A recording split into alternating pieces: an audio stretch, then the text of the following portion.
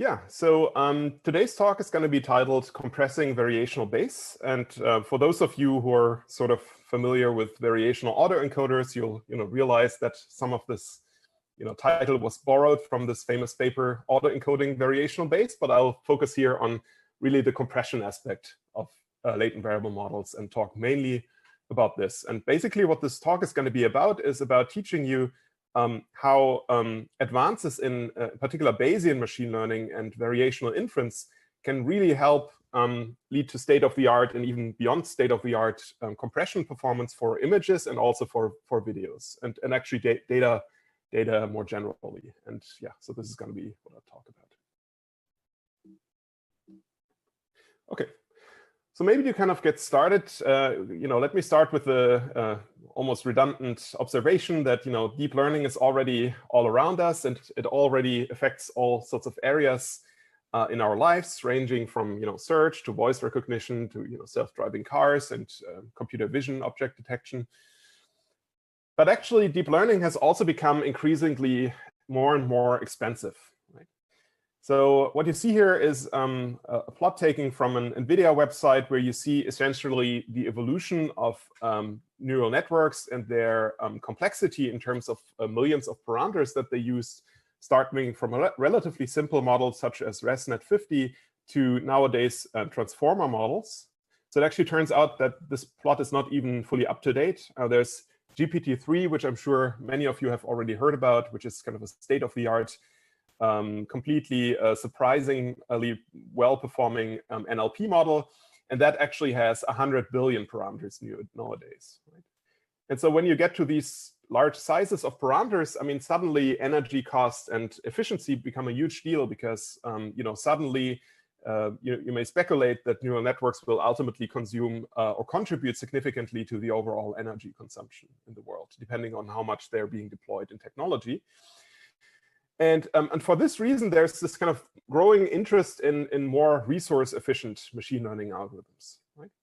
And when I talk about resource efficiency, you can think about different kinds of efficiencies. And in particular here, I will focus on computation, efficient computation, efficient use of data. So in other words, you don't want to use too many data sets. You want to kind of draw as much information from small data sets as possible, and also storage and network capacities.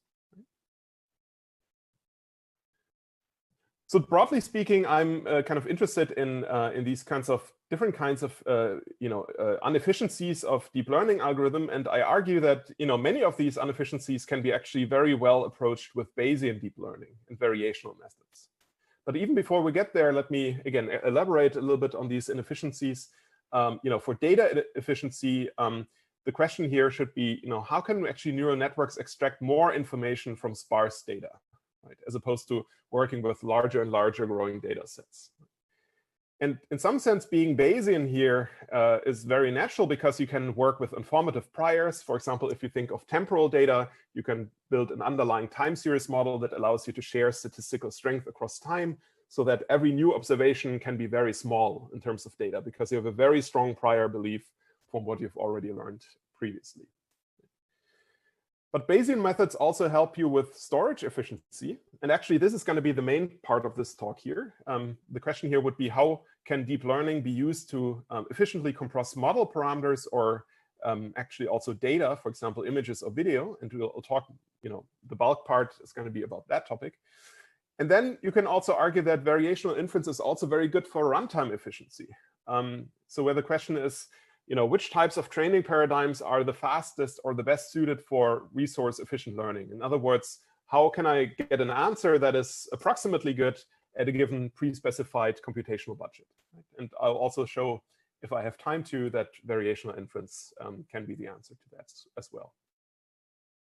OK. So let me actually go through these three types of efficiencies one by one. And let me start with data efficiency, which is maybe the simplest one to understand. And it's in some sense very natural from a Bayesian perspective. And the model that I have in mind here, or the problem that I have in mind here, is as follows. So imagine you are a historian and you're interested in analyzing how language evolves over time. And when I talk about time, I'm really thinking of like hundreds of years, say 200 years. Say you're looking at Google Books, which is tiny snippets of text digitized, and now you're looking at the word-word correlations, and you kind of want to learn how language evolved over 200 years based on these digitized books.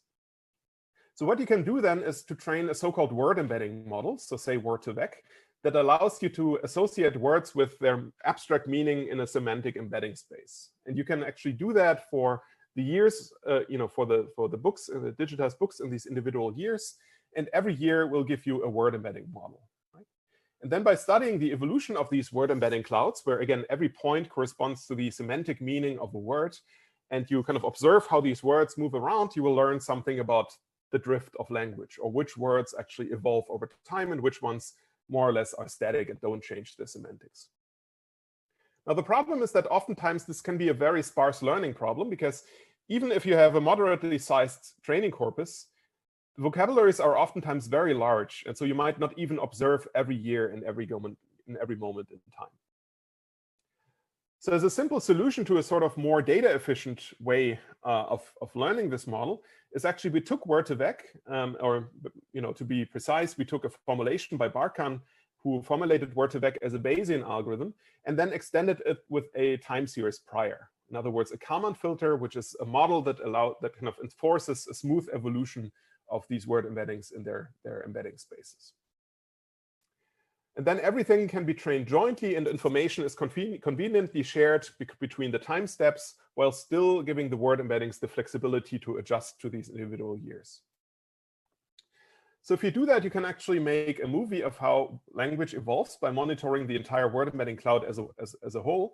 And so what we did here is we focused on individual years between 1930 and 1939. And we actually monitored one particular word. Sorry, let me actually play this again. Namely, no, I cannot play the movie again. Oh, yes, I can. So if you look at the word broadcast in the 1930s, it kind of starts being surrounded by words such as circulated and scattered, and it ultimately ends up with other words in their neighborhood, such as radio, press, and television, and so on. So it really changed its semantics due to the advent of new media technologies coming up, and it had a previous meaning prior to 1930, right? And our model essentially does that for all the words simultaneously observed. And this is a very efficient way of doing that, as I'll show in a moment. So before I get there, so this is what the model can do. So when you ask the model, the trained model, what are the 10 words that actually changed their semantic the most in the last 200 years? You will get a list of 10 words. So let me actually take one particular example. And let's look at the word peer, word number 8 from this list. So what you see here is, on the vertical axis, you see, sorry, on the x-axis, you see the years from 1850 to 2000. And on the y-axis, you see the similarity measure of certain surrounding words to that word peer, right? And you see always that there's a group of words that were very similar in 1850, and those include words like nobleman, light, lawyer, and so on, so people of very high standing.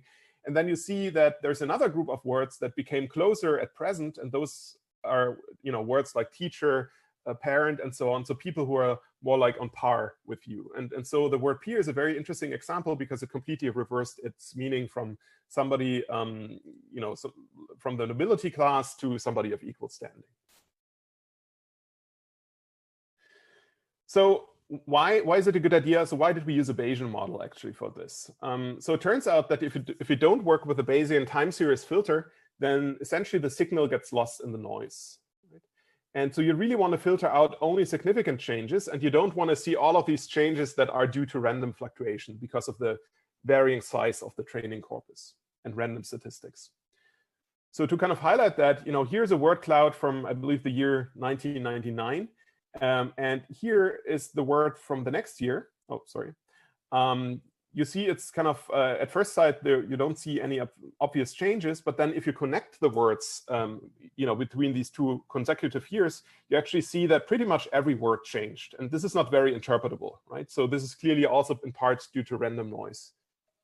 Instead, when you work with the Bayesian formulation and the strong temporal prior, you kind of really enforce some sort of stiffness in the evolution of these word embeddings. And only the words that really accrued enough evidence for a change changed, and all of the other words are more or less static. Right? So this kind of gives you these nice interpretable results. And of course, you can do that for all sorts of different time series models. So dynamic word embeddings is only one example. So let me actually kind of go on to the types of models that we want to be dealing with primarily in this talk. So I do a lot of Bayesian deep learning. And as I already said, the title is inspired by variational autoencoders. So what is actually a variational autoencoder? Just very briefly. So VAEs are deep generative models that convert low-dimensional noise vectors into structured higher-dimensional data points. And so the example that you should think of is shown here on the left-hand side, where we have the schematics of some kind of low-dimensional vector illustrated by some kind of noise configuration. And you push that noise through a trained neural network with parameters theta, and ultimately it spits out a structured image, such as an image of a horse. Now you might wonder, how do you actually train these models? So it turns out you have to simultaneously infer a good distribution over latent variable z, so in other words, the underlying noise variables, with, well, simultaneously you also have to learn the network with parameters phi. And it turns out the most efficient way to do that is to jointly train a so-called generative network that goes from z to x with what's called an inference network or an encoder that goes from x to z, and that's shown on the right-hand side. And you're ultimately you're minimizing Kalbach-Leibler divergence between the generative network's posterior distribution and the inference network, which already is an approximate posterior. And then you can essentially go from the image of the horse to the noise distribution and back to that to its reconstruction. And this is ultimately going to be your training objective. OK. So we were actually, so historically, the way I got interested in compression is through an interesting detour. So I had a very amazing intern back then, Yingzheng Li, who's now at Microsoft Research. And so we worked together on learning what's called disentangled representations in video sequences. So imagine you have a whole bunch of cartoon video characters who are carrying out different motion patterns.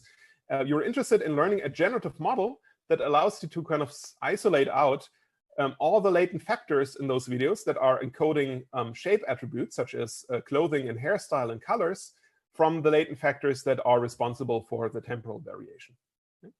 And if you're successful in doing that, and we were successful, as you see here, you can actually do conditional generation. So you can condition on the latent factors that are encoding appearance, and you can sample different trajectories, and then you kind of get the videos that are shown in the middle. But you can also condition on the trajectory and sample different appearances, and then you kind of get these little characters on the right-hand side that are all walking in the same way but look differently.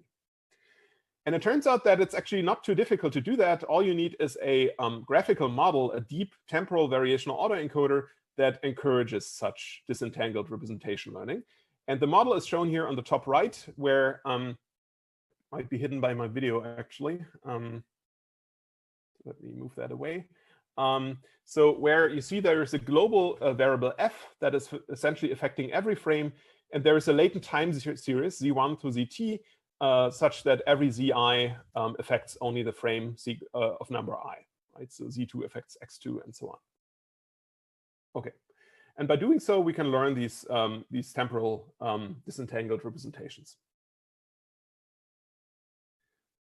So there are interesting things that you can do with that, and I want to be very brief. So for example, for a given training sequence, as shown in the middle, you can encode that sequence, and then you can swap one of the two sets of latent variables by something else. Right? So for example, if you encode it, you swap the temporal sequence z, you kind of replace it by a random sequence, and then you decode. You're essentially preserving the identities, but now the characters are carrying out different motions. And similarly, you can also encode. You can swap f, but you keep z, and then you kind of get differently looking characters carrying out the same motion. OK. So for me, this project was essentially the stepstone to being interested in compression. So remember, back then I was actually still at Disney Research, so we were always interested in applications, and I thought, why can't we actually use a predictive model of video for compression, for actual video compression, right? And then we dived a little bit into the literature, and we learned that there has been actually, not a lot, but quite some work on using variational autoencoder models for image compression, not so much for video compression. And the way they work is pretty much similar as regular VAEs. There's subtle differences, and I can highlight them a little bit later. But essentially, you take an input image X, shown on the top diagram here. You send it through an encoder. The VAE encoder will give you a mean and a variance estimate. You take only the mean, and then you round to the nearest integer. Right? This kind of gives you a discretized latent state. And now with this discretized latent state Z twiddle, you can actually do lossless compression on top of the lossy part. And for lossless compression, you always need a density model, right? You need to inform your encoder about the expected frequencies of these rounded latent states.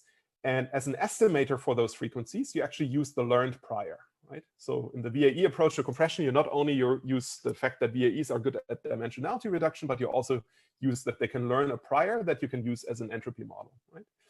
And once you have that, you can convert Z twiddle into a bit string. And when you decode, you do everything in reverse, right? You take the prior to convert the bit string back into a discretized latent state Z twiddle, and you push it through the decoder to kind of reconstruct your image.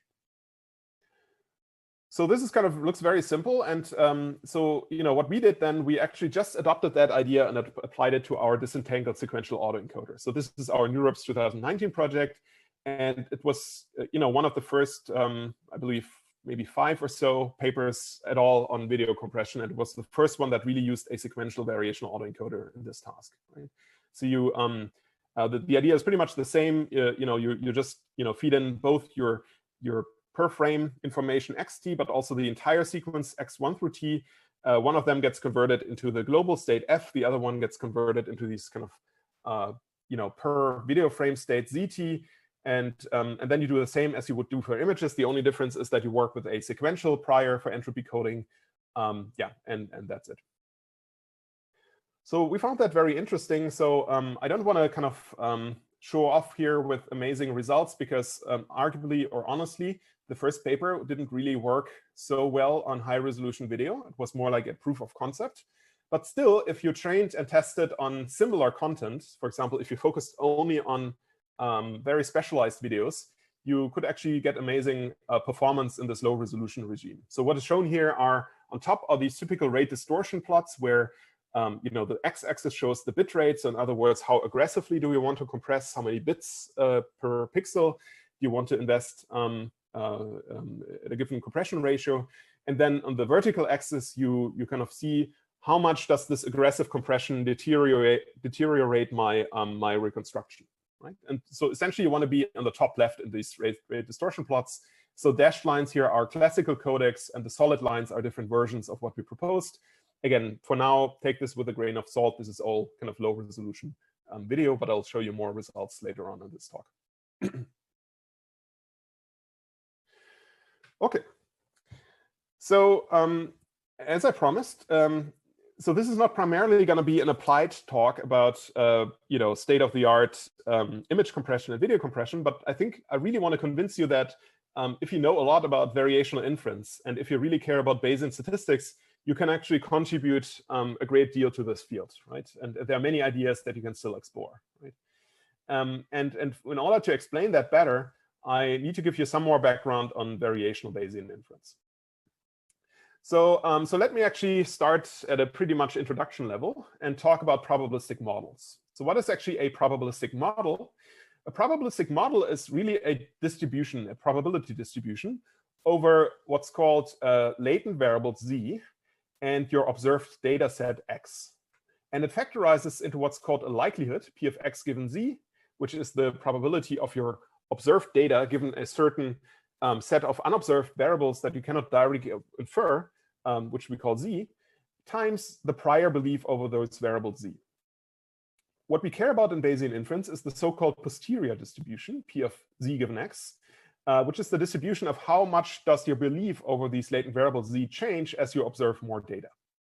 The problem is that it is often a very hard computation to compute the posterior, and in order to make it more scalable and more efficient, we use an approximate posterior, which we call a variational distribution Q over the same latent variable z, which has now tunable parameters lambda. So what you ultimately do in variational inference is instead of exactly computing this complicated posterior distribution z given x, you approximate it by fitting Q to that posterior.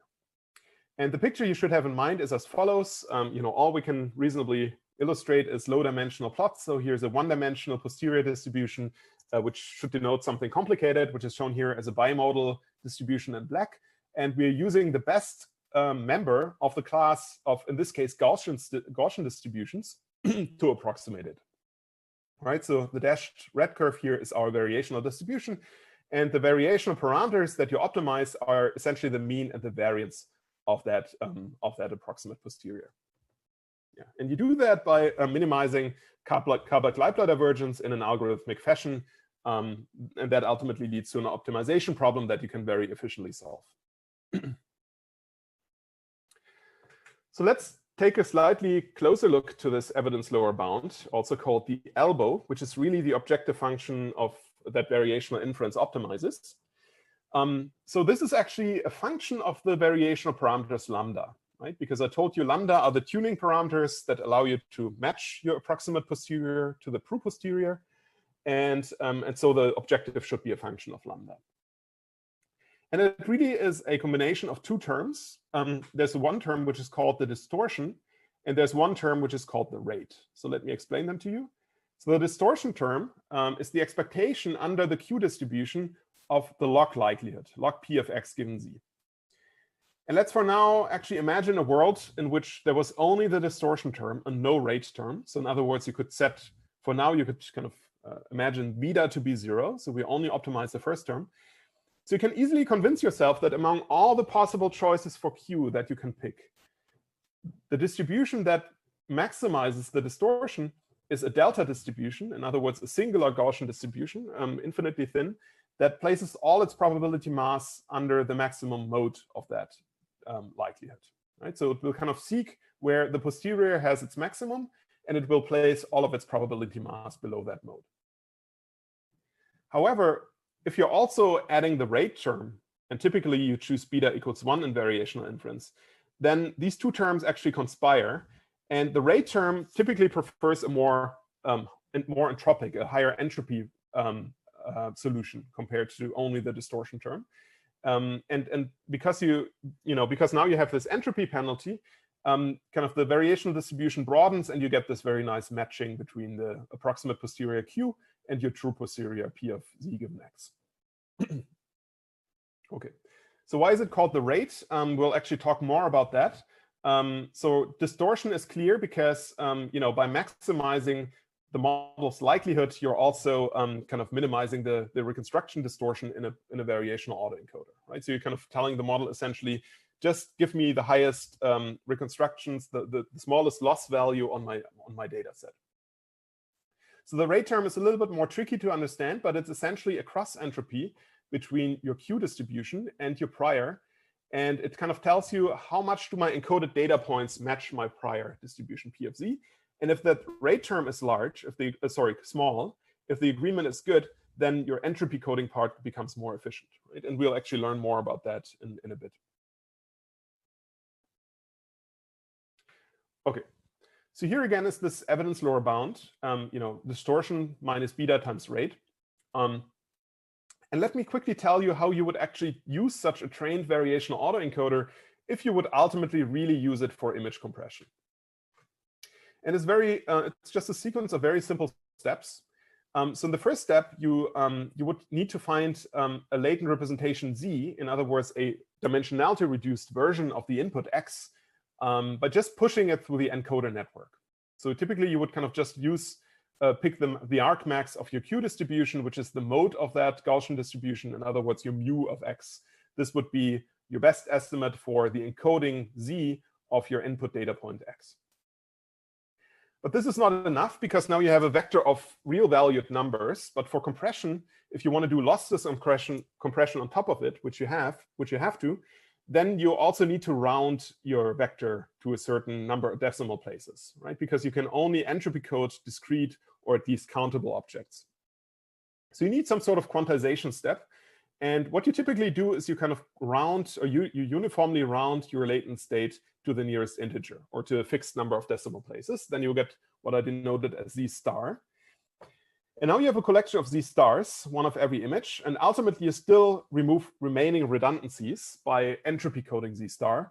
And as I said earlier, to that you need an estimate of the frequencies of these stars, and for that you use the prior, P of z, right? So you use your prior to inform, say, an arithmetic coding algorithm, and then ultimately you kind of remove all the remaining redundancies in your discretized dimensionality reduced image and compress it to a finite bit string.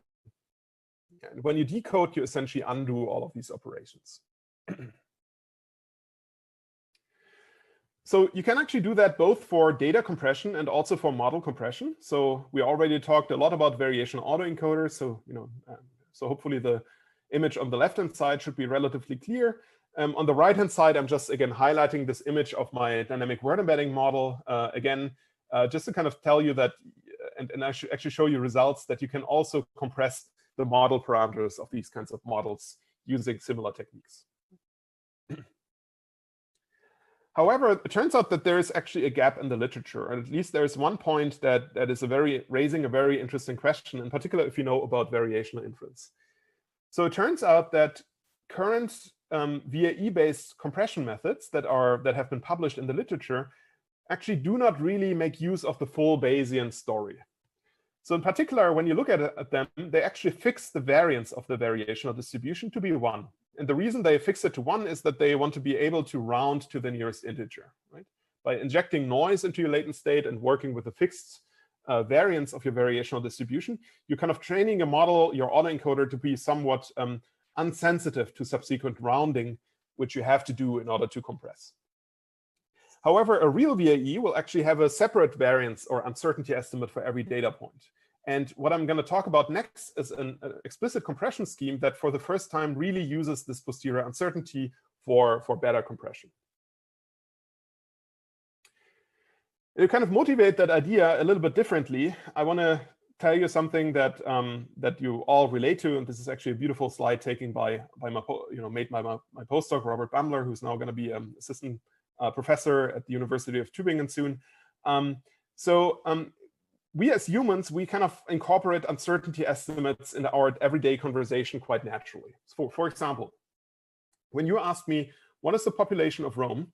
I might respond, well, I might look up in Wikipedia and say, well, on April 30th, 2018, 2,879,728, right? So this is a very precise answer.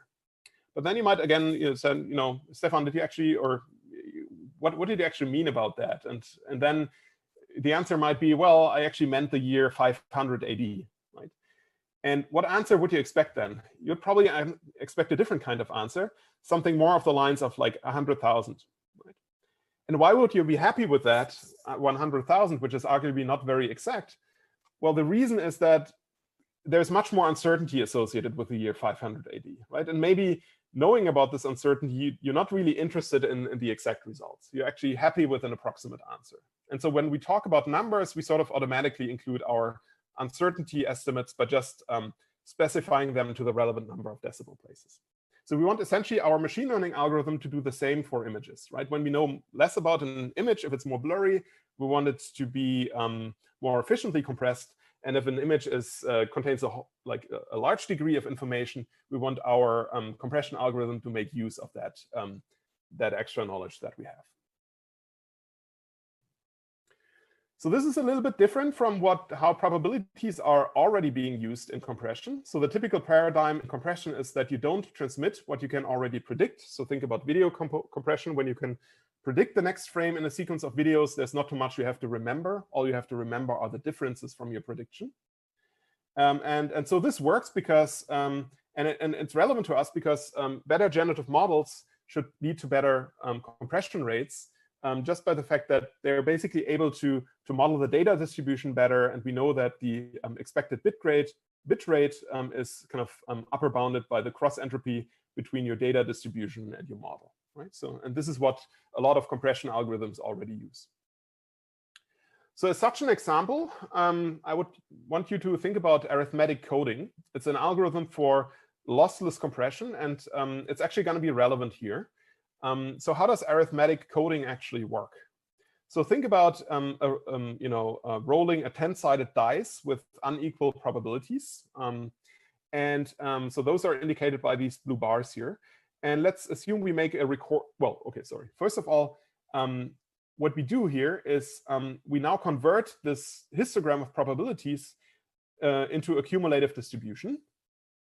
And it turns out that there's an upper cumulative distribution, which includes the event. And there's a lower cumulative distribution that includes all the events up to the current event, right? So now you have kind of these two different orange curves. And they essentially allow you to map these outcomes, these discrete messages, to points on the interval 0 and 1. Yeah, and in particular, I want you to pay attention to that difference between the two, between the dashed curve and the solid curve. Namely, when we make an observation, for example, we observe the outcome 7. In arithmetic coding, we would essentially look up its position in this on the interval 0 and 1, and we would pick any member in the subinterval that is characterized by the difference between the upper and the lower cumulative distribution boundaries as a representative of that outcome. Right? So, for example, for the outcome 7, we could now pick any number that's on the subinterval, which is the projection here on the interval on the real line between 0 and 1. And among all the possible representative data points there that could encode this outcome 7, we pick the one that has the fewest number of decimal places. Right? And in this example, it's actually 0.111, which corresponds to 7/8. So this is, if I would remove a digit, I would end up at 0.11, which is 3/4. But you see that 3 divided by 4 is no longer in this subinterval, right? So 0.111 is the shortest bit, the optimal bit representation of the outcome 7 that I can pick. Okay. So sorry about these details, but actually they turn out to be important for our method. Yeah, so we want to do something similar where, but our paradigm here is slightly different. Instead of don't transmit to what you can already predict, our motto here will be don't transmit what you're unsure about. And so here we want to use the fact that better uncertainties of the posterior uncertainties, better estimates of the posterior uncertainty should in principle allow for more efficient compression. So how do we do that? This actually leads to this ICML paper, Variational Bayesian Quantization, that we just published at ICML. Let me first start with a toy example. So imagine you want to compress a very simple model, like a linear regression model, in one dimension. So you have a one-dimensional y and a one-dimensional x.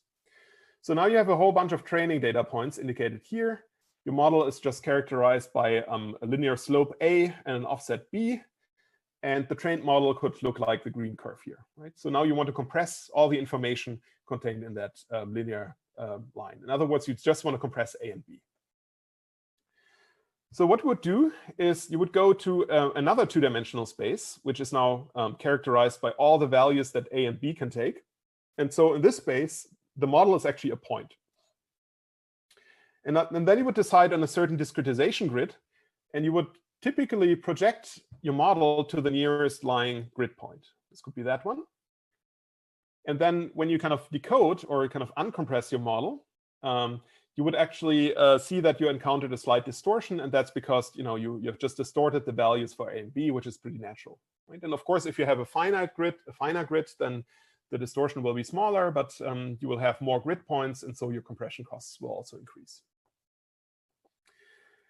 However, as Bayesians, we actually know that we can do something better, right? As Bayesians, we know that you can actually compute a posterior distribution for your model parameters, and the posterior will tell you exactly how much sensitivity there is in varying these two parameters a and b. Right? And when you do that, you will actually learn that the model is actually much more robust while shaking the value of b, as opposed to shaking the value or changing the outcome of the value of a. Right? So it's it has a very narrow posterior distribution. So instead of just uniformly measuring distance, you actually measure distance in terms of your posterior. And so now you're working with different grids that are differently expensive on the x and y axis. And you would typically pick a grid point, like the orange one here, which essentially invests more bits to encode a, because the uncertainty is sharper around a. And you can be more lenient when encoding the parameter b, right? So you kind of pick a grid point that in this example, invests 3 bits for a and only 2 bits for b. And if you do that and you reconstruct, you will actually find that you get a much better reconstruction of your model while having a comparable number of bits that you use to compress the model. So this is roughly the idea that we do here.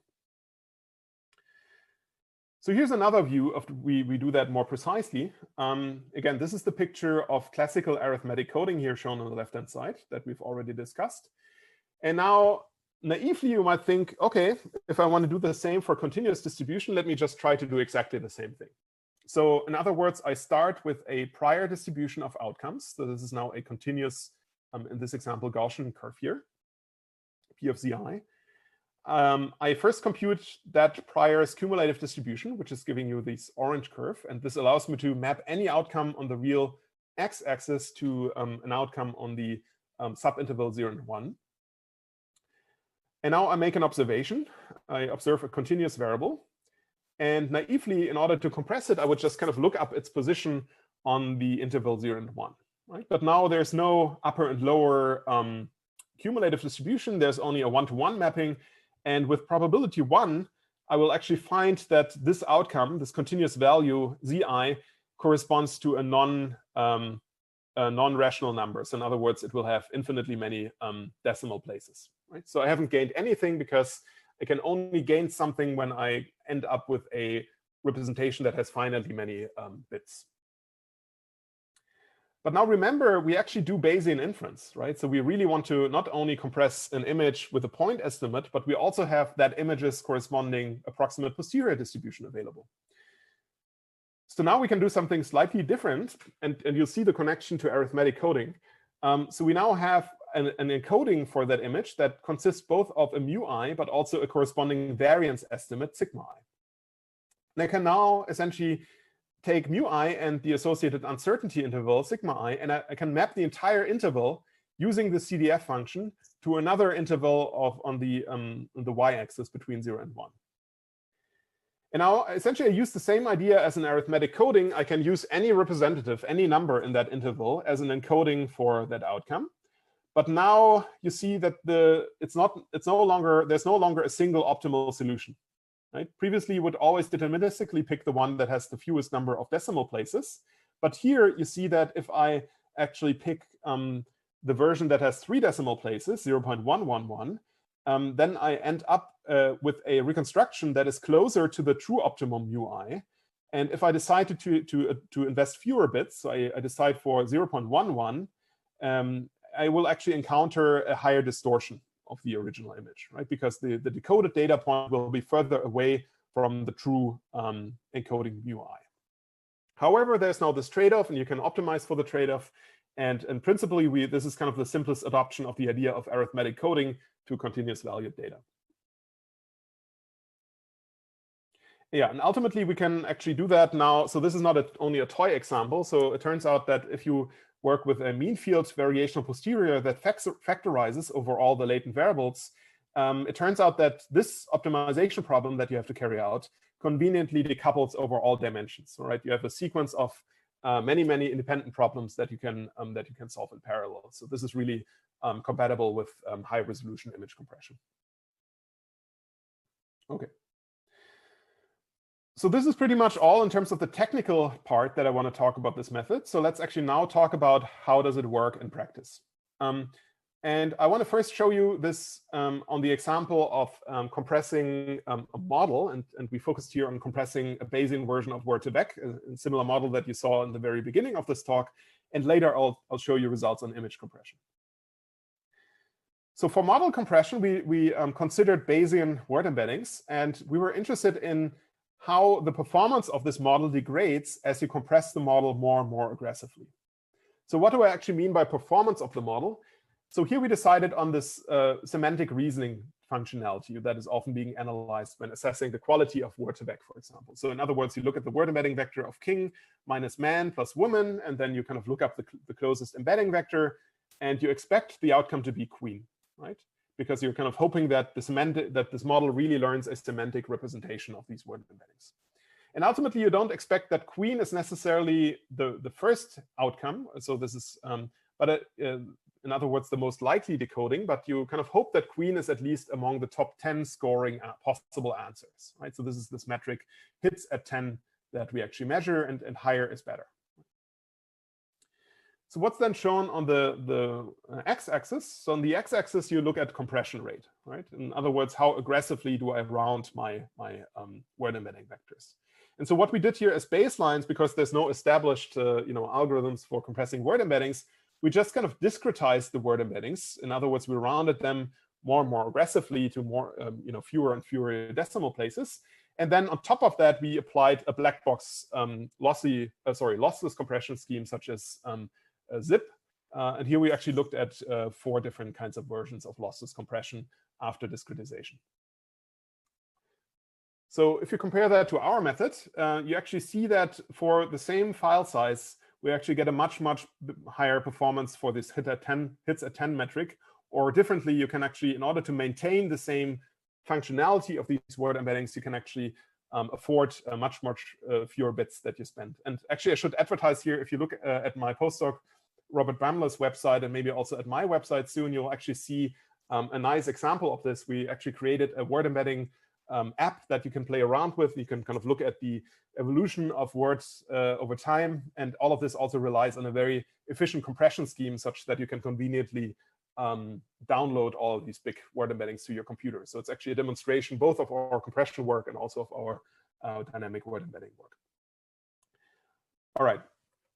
So this was kind of compressing models. Now let's also talk about compressing images. And I want to be brief here because I'm actually going to later show you much more impressive results.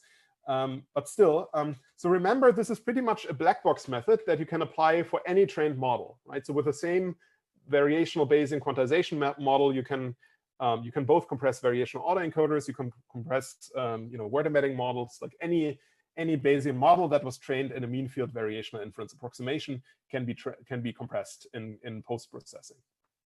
And now you might actually wonder, how good does this compression scheme actually work for real-world images?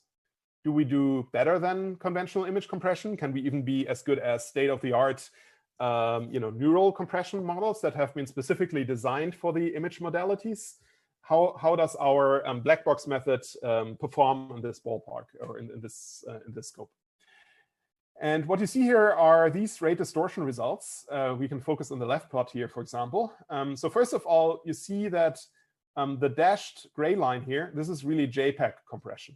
It's not quite state of the art, but it's still a relatively widely used compression scheme for high resolution images. And our rate distortion curve, which is variational Bayesian quantization, is actually on top of that, right? So we do better than JPEG. On the other hand, we don't do quite as well as more recent state-of-the-art image compression models. For example, Johannes Ballet is quite well known and active in this field, and you see here one of his models. I want to point out here that this is in some sense the gold standard in this task, because Johannes Ballet trained separate models for separate bit rates, whereas we compress a model for one bit rate in post-processing and generated an entire RD curve based on one single model, right? So we expect the performance to be slightly worse. Also, we adopted otherwise exactly the same VAE architectures to make the comparison better. And now you see all of these kind of dashed lines and pointed lines. And those are kind of more naive ideas of compressing in post-processing, right? So you take your variational autoencoder and you quantize it in post-processing, and there are many different ways to do that. And it turns out all of them are quite suboptimal, right? If you consider this to be your main baseline, then I think the performance improvements are pretty clear. Okay. There's also another curious artifact of this variational Bayesian quantization approach. It turns out it behaves very differently if you kind of increase the aggressiveness of compressing. So when you're willing to invest fewer and fewer bits in order to come up with a more and more aggressive compression scheme, of course, ultimately you're kind of expecting some errors. But the question is, how do these errors look like? And in this case, it's pretty interesting because if you go from in the top right plot, if you go from left to right, you see kind of two different data points from the same data set, for example, a 4 and a 5.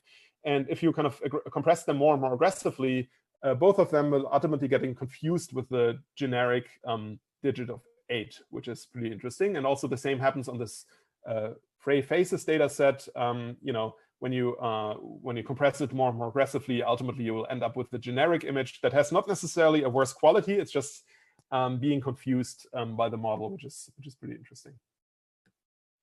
Okay. So the last few minutes, let me actually talk about, so we'll not get to runtime efficiency, unfortunately, but I'll still have some exciting results to share about, still about image compression. And again, our second model that was just actually accepted at NeurIPS, which is again about using variational inference and dramatically improving the performance of, and this time really getting better than state-of-the-art performance in image compression. And to understand this, I want to draw the link between compression and probabilistic inference. So to understand that, it's worth thinking a little bit about classical compression codecs. So in classical compression, oftentimes you have a unique decoding protocol, right? But you might have multiple encoders, right? And it's actually important because that the decoder is unique because you want to ensure that every possible encoder, like better encoders that people might come up with over the time, are still compatible with the protocol that has been specified.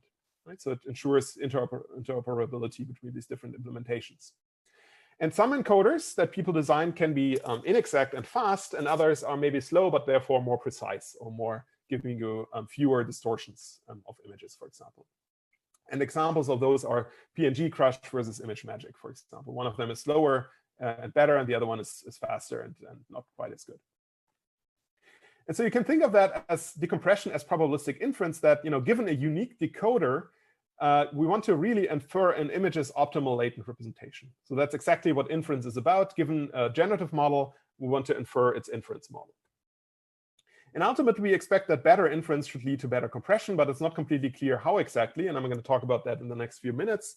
And as you'll see, this actually opens up a whole new research avenue for exploring different VI methods, variational inference methods for image compression. And to explain that a little bit better, I want to kind of first talk about the model that we used as our base model. So the model that we were training or trying to improve further. And this is the model that actually gives better than, that really at the moment is state of the art in getting the best image compression performance better than classical codecs. And it turns out that this is really just a two-level variational autoencoder. So that was actually proposed by Minon et al. In 2018. And you see on the left-hand side, you have this two-level latent variable model where you have data x. Then you have a set of latent variables y, which are relatively close to the data. So you can think of that as a lower dimensional version of the image that still preserves a lot of that image's structure. And on top of that, we have another latent variable z that allows you to better estimate the prior over y.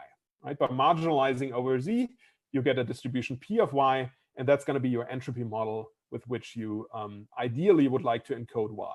Right? But here we do that in a two-level fashion. We kind of store these two sets of latent variables because this allows us to get kind of better reconstruction performance.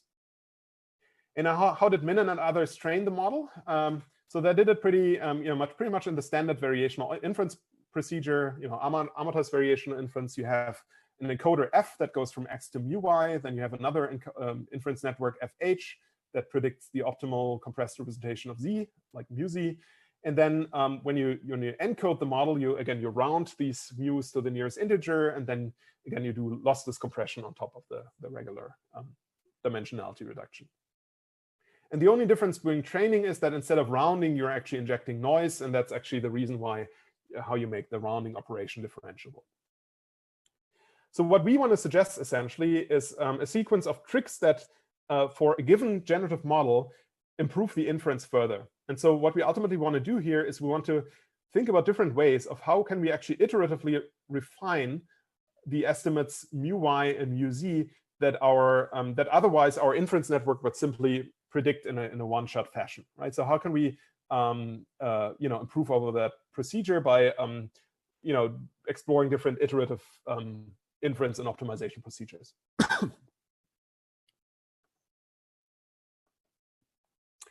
And so the idea here was actually inspired by earlier work that I did with Joe Marino, who's at Caltech in Yisung Yu's group there, and he was actually also an intern at Disney Research back then. So this is ICML 2018, but there's actually also related work that goes back a few years earlier. So the idea is that you can actually go beyond amortized variational inference And if you go beyond amortized variational inference, you can expect better variational approximations. So let me explain that a little bit more. So, so first of all, maybe the images that you see here is the evidence lower bound, this time for a single image, right? And what an inference model usually does, it's kind of trying to kind of best get you to the optimum, which is the red dot here in this landscape. But oftentimes it's not perfect, right? It gives you something similar to the green dot that you see here. And it turns out that if you, instead of using the inference network, you're running gradient descent on a per data point level to optimize the parameters of your variational autoencoder further, you actually get closer to the optimum. So here's a more mathematical way of looking at it, shown on the left-hand side. So what amortized variational inference is trying to do is it's trying to maximize the elbow L, where I insert a certain variational distribution Q over parameter Z, over variational over latent variable Z. And what amortized inference really means is that lambda I, in other words, the optimized variational parameter for data point xi, is directly predicted using an inference network F with shared parameters phi in a one-shot fashion. However, you can also think of instead, which is the formula below, you can directly think about optimizing lambda I, right? And so this clearly will give you a better result because ultimately your inference network is only estimating the optimum. It's not really carrying out an optimization on a per data point level, right? And so this is called iterative inference, and there are a couple of references for that. So essentially, we want to apply this iterative inference idea to image compression. And in this paper, we actually did many different things that also go beyond the simple iterative inference. So again, the first contribution in this paper is to actually identify different suboptimalities of the conventional way of image compression is currently being done in these two-level variational autoencoders. The first one is what we already talked about, this amortization gap, which is just the observation that if you do amortized variational inference, in other words, you work with an encoder only, then your elbow, which is a good estimate of your compression performance, is actually always going to be suboptimal. And it would be better if you would directly optimize the variational parameter lambda that correspond to individual images. And you can actually even do that in post-processing for a trained model. And you see that you'll get better performance. So this is what people generally call the amortization gap, but it was not really explored much in variational image compression.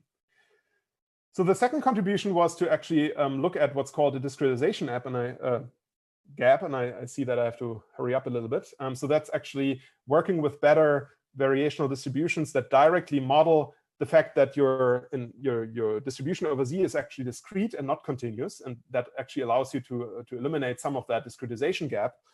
And finally, the last contribution, which is too long to be explained here, but here we use a technique which is called bit spec coding, and for the first time actually applied it in lossy compression. So it turns out bit spec coding is a very popular method for lossless compression, and it allows you to encode data with approximately the marginal data distribution if you have a model, which is kind of close to optimal.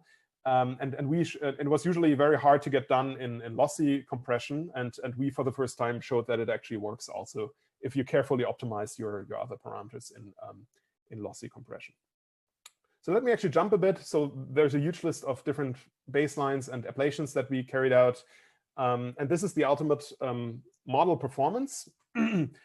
I find it pretty exciting. So to look at the plot here. So first of all, the x-axis, PSNR, so this is just like a measure of reconstruction performance, right? So large PSNR means that you have good reconstruction of your image.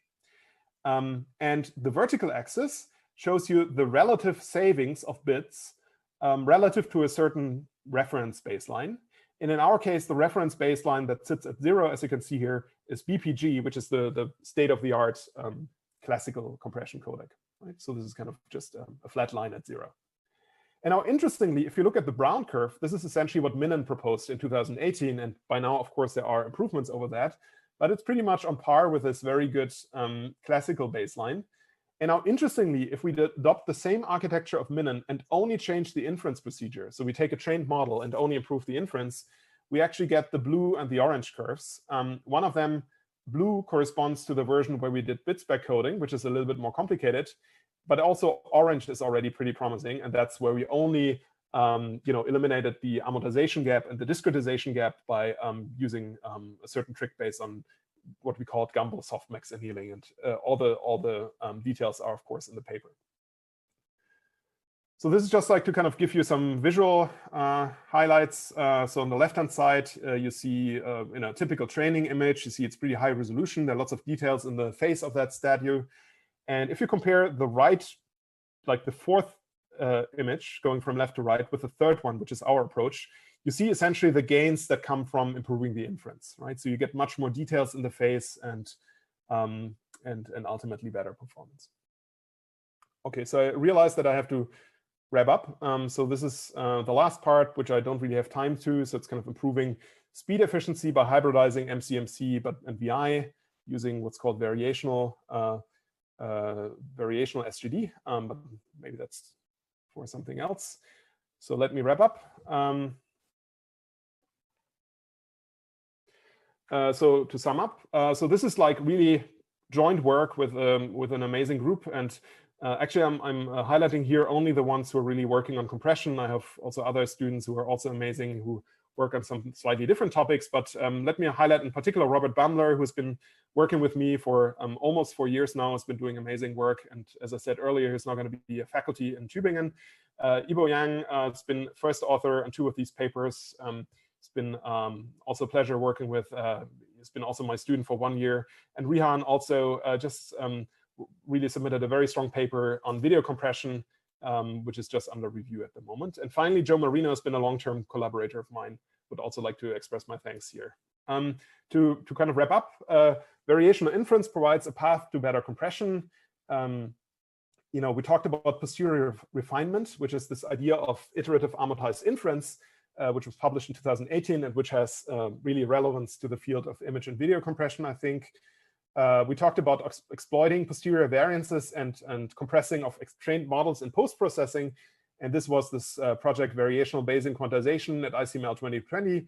And then finally, iterative inference for compression was this improving inference for neural image compression work, which is actually now accepted at NeurIPS also, which surpassed existing models in compression performance. Okay, with that, I would like to close. Thank you so much for your attention, and I'm still going to be here for questions. Thank you.